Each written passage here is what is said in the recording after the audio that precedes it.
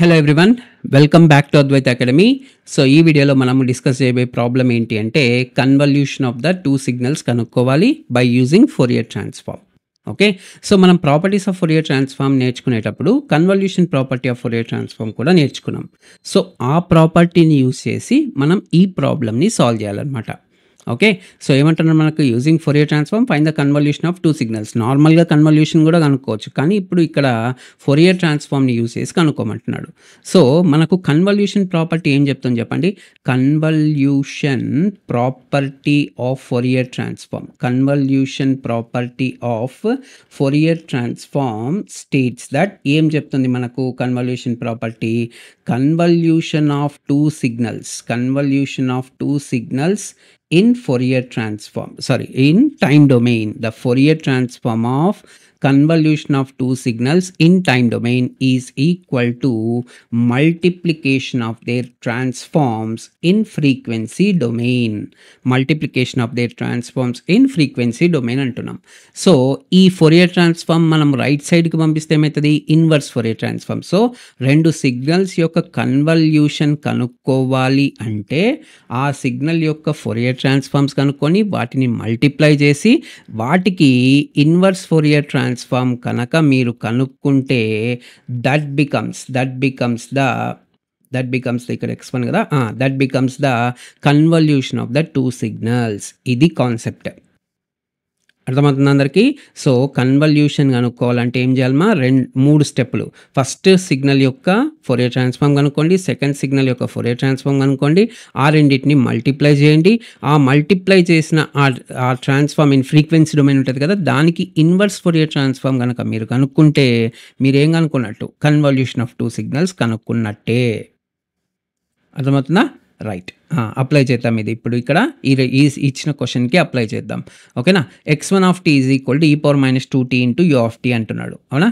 So x1 of t is equal to e power minus 2t into u of t అంటున్నాడు. So దీని Fourier transform మనకు తెలుసు కదా, e power minus 8t into u of t is equal to what is the Fourier transform ఏమవుతుంది చెప్పండి. దీనికి 1/a plus j omega, 1/a plus j omega.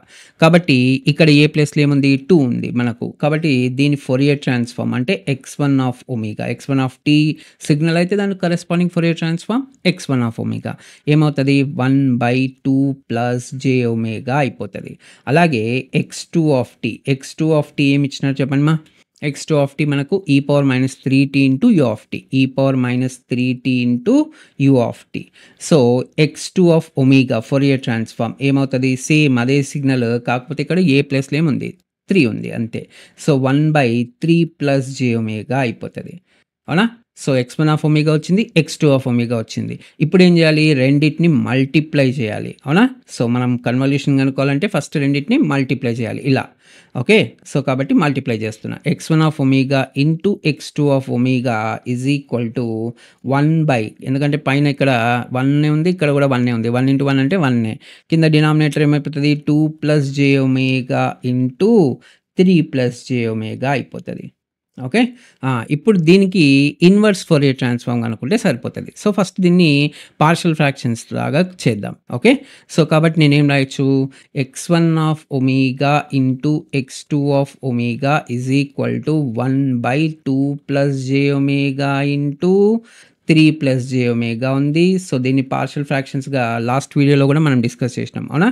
So a/2 plus j omega plus b/3 plus j ఒమేగాగా రాసుకోవచ్చు.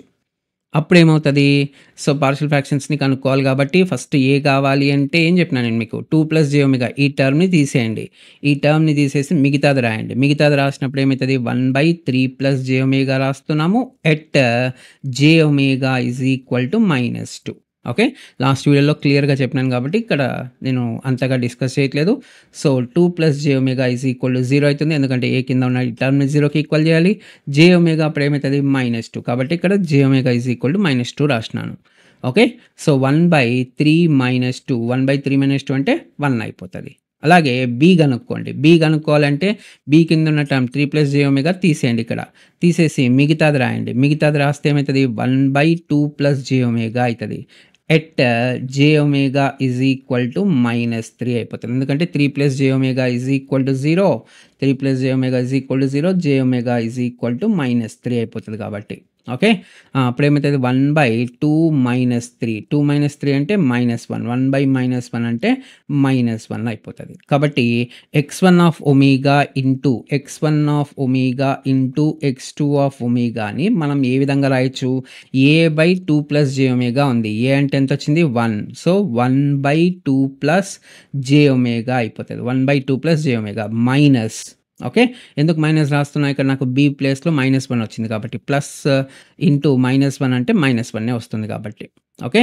-1/3 plus j omega, -1/3 plus j omega అయిపోతుంది. Okay. So మైనస్ని కొంచెం తగ్గిద్దాం, అరే ఎక్కువైంది అవునా. So ఇప్పుడు దీనికి ఏం కనుక్కోవాలి? ఇన్వర్స్ ఫోరియర్ ట్రాన్స్ఫార్మ్ కనుక్కోవాలి. So inverse Fourier transform of x1 of omega into x2 of omega is equal to inverse Fourier transform of 1/2 plus j omega. అంతటికి ఇన్వర్స్ ఫోరియర్ ట్రాన్స్ఫార్మ్ అప్లై చేస్తున్నాం. So inverse Fourier transform of 1/3 plus ఇది కొంచెం కింద రాద్దాం. Okay. Minus inverse Fourier transform of 1/3 plus j omega అయిపోతుంది. Okay. So మనకి మళ్ళీ ఏం తెలుసు? e⁻at ఇంటూ u ఆఫ్ టీకి ఫోరియర్ ట్రాన్స్ఫార్మ్ కనుక 1/a ప్లస్ జే ఒమేగా అయితే 1/a plus j omega inverse Fourier transform ఏమవుతుంది? e⁻at into u of tea. ఇది ఆ ఫామ్లోనే ఉంది కదా. కాబట్టి inverse Fourier transform of this అంటే కన్వల్యూషనా కదా.